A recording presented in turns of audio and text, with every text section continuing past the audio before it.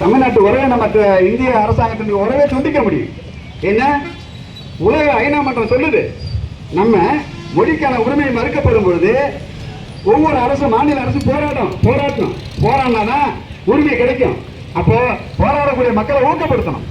இப்ப இந்த நிலை இருந்துன்னா மத்திய அரசு மத்திய அமைச்சர் இந்த மாதிரி பேசுமா? அப்ப தமிழ்நாடு பலகீனமா இருக்குங்கிறத வெளிப்படுத்துது. இந்த போக்கு நாம இதை போக்குறதுக்கு முகமாக தான் நாங்க தமிழக அரசுக்கு ஒரு வேண்டுகோளா முன்வைக்கிறோம். அதாவது நீங்க ஒரு மொழி கொள்கையை உடனே செயல்படுத்துங்க. தமிழ்நாடு மந்திரி சபையை கூட்டி இதுக்கெல்லாம் தீர்வு. ஏன் உங்களுக்கு என்ன வலிக்குது, என்ன யோசிக்கிறீங்க? இது உலகம் முழுவதும் 12 கோடி பேர் தமிழர்கள் இருக்கிறோம், தமிழ்நாட்டில் 8 கோடி பேர் இருக்கிறோம். இந்த மக்களுடைய வரிப்பணத்தில் தான் தமிழக அரசு இயங்குது. தமிழ்நாடுன்னு பேர் எப்படி வந்தது?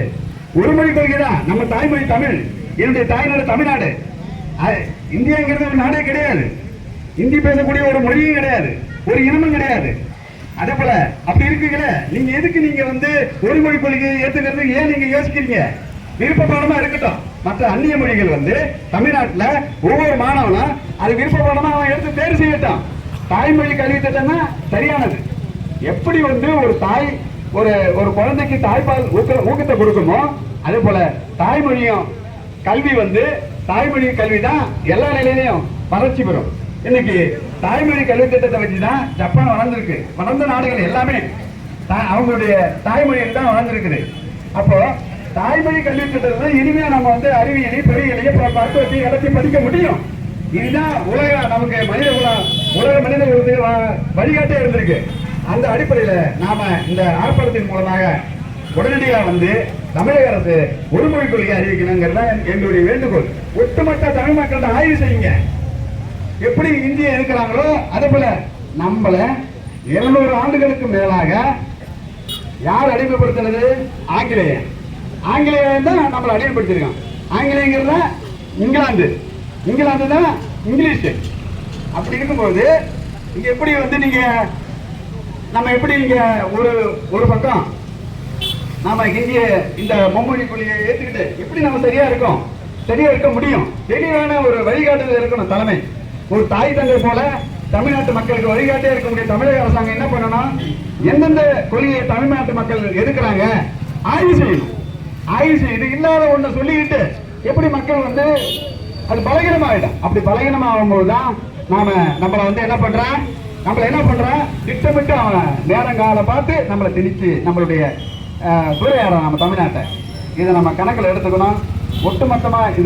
ஒட்டுமொத்த தமிழ் மக்களுடைய உணர்வில் இருந்தா இந்திய எதிர்ப்பு போராட்டம், ஜல்லிக்கட்டு போராட்டம்லாம் இருக்குது. அதை அடுத்தது இத்தகைய போராட்டம்லாம் சாத்தியம் இல்லை. எப்படி ஈழத்துல ஈழ மக்கள் பிரபாகரன் தலைமையில தனி ஈழம் எதுக்கு கேட்டாங்க?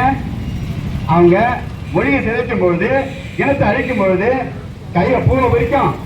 அப்போ அந்த அடிப்படையில் தான் அந்த மொழியை சிதைக்கலாம், இனத்தை அழிக்கலாம். தமிழ் ஈழத்தை உருவாக்குறதுக்கான ஒரு சூழல் சிங்கள பேரினவாத அரசு தான் உருவாக்குச்சு. அப்போ தமிழ்நாட்டு நிலைமை அப்படிதான் உருவாக்கிட்டு இருக்கான். தனித்தமிழ்நாடு கேட்கக்கூடிய ஒரு சூழலை தமிழ்நாட்டு மக்கள் மீது இந்திய இனவெறி அரசு திணிக்குது.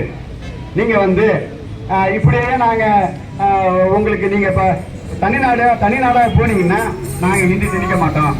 எங்க அரசாங்கத்தோட எங்களுடைய அமைப்போட இருந்தீங்கன்னா நாங்க ஹிந்தி திணிப்போம். அதனால நீங்க தமிழ்நாடு ஏற்கனவே தனிநாடாக இருந்தது. நாங்க தான் எப்படி ஐரோப்பியில இருந்து வணிகத்துக்கு வந்தோமோ வடநாட்டுக்காரங்க நாங்க வணிகத்துக்கு வந்தோம். ஐரோப்பியனுக்கு ஒரு ஆங்கிலம் ஒரு தொடர்பு மொழி கிடைச்சது, எங்களுக்கு ஹிந்தி வந்திருக்கு. அப்ப நாங்க எங்களையும் நீங்க வெளியேற்றுங்க, இந்தியிலே வெளியேறு, இந்திய ஏகாதிபத்தியமே வெளியேறு அப்படிங்கிற ஒரு கோஷம் உருவாகுது. இங்க இருக்கக்கூடிய ஒவ்வொரு தமிழனும் உணரணும். வீட்டுக்கு ஒரு ஆளு மொழி மீட்புக்காக போராட்ட களத்துக்கு வரணும், பங்கெடுத்துக்கணும். அப்படி வீட்டுக்கு ஒரு ஆளு ஒவ்வொரு தமிழனும் போராட்ட களத்துக்கு வரலன்னா நாளைய வரலாறு உங்களை மன்னிக்காது. நீங்க அரசு பணியில இருக்கலாம், நீங்க உயர் பதவியில் இருக்கலாம், நீங்க அமைச்சரா இருக்கலாம், நீங்க முதல்வராக இருக்கலாம், நீங்க உயர்ந்த பணக்கார கோடீஸ்வரனா இருக்கலாம். ஆனா இங்க பேர் சொல்றதுக்கு முகவரி இல்லைங்களே. தமிழ்நாடுங்கிற பேர் மட்டும் தானே இருக்கு, வேற என்ன இருக்குங்க? எந்த அடிப்படை எல்லா உரிமையும் படிச்சுட்டான் இந்திய இனவெறி அரசு.